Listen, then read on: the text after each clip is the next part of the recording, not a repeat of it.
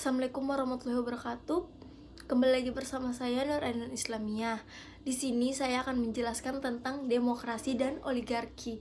Apa itu demokrasi? Demokrasi adalah suatu sistem pemerintahan yang dari rakyat, oleh rakyat, dan untuk rakyat. Sedangkan oligarki adalah sistem pemerintahan yang hanya mengandalkan kekuasaan golongan, tentang orang-orang yang bangsawan, keturunan darah biru, dan lain-lain. Nah, di sini pertanyaannya, apakah negara Indonesia bisa disebut negara oligarki?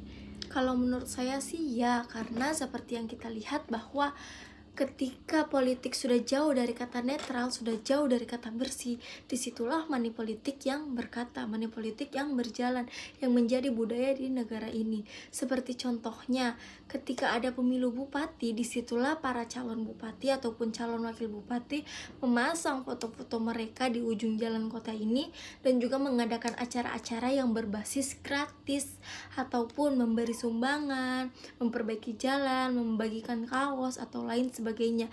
Itu sudah termaksud dengan penyuapan atau penyonggokan. Dan dengan begitu kita bisa lihat bahwa siapa yang hartanya paling banyak, siapa yang paling kuat hartanya akan menjadi pemimpin, seperti itu. Nah, berikutnya, apakah sistem demokrasi pada negara Indonesia itu sudah berjalan dengan baik?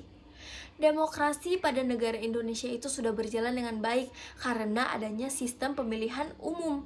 Namun ketika kita melihat lebih dalam lagi, ketika kita kaji lebih dalam lagi secara detailnya, maka demokrasi atau sistem demokrasi di Indonesia masih sangat jauh dan tidak diterapkan secara penuh. Karena banyak pemegang kekuasaan yang ada di Indonesia ini yang mengutamakan pendapat sendiri, mengambil keputusan sendiri tanpa atau bahkan tidak sama sekali mendengar suara dari rakyat. Setelah itu juga masih banyak orang yang acuh terhadap aturan-aturan negara ataupun masyarakat, dan juga keadaan ekonomi yang belum berubah karena ketidakpedulian dari pemegang kekuasaan itu. Dan juga masih banyak pemegang kekuasaan itu yang menjalani korupsi.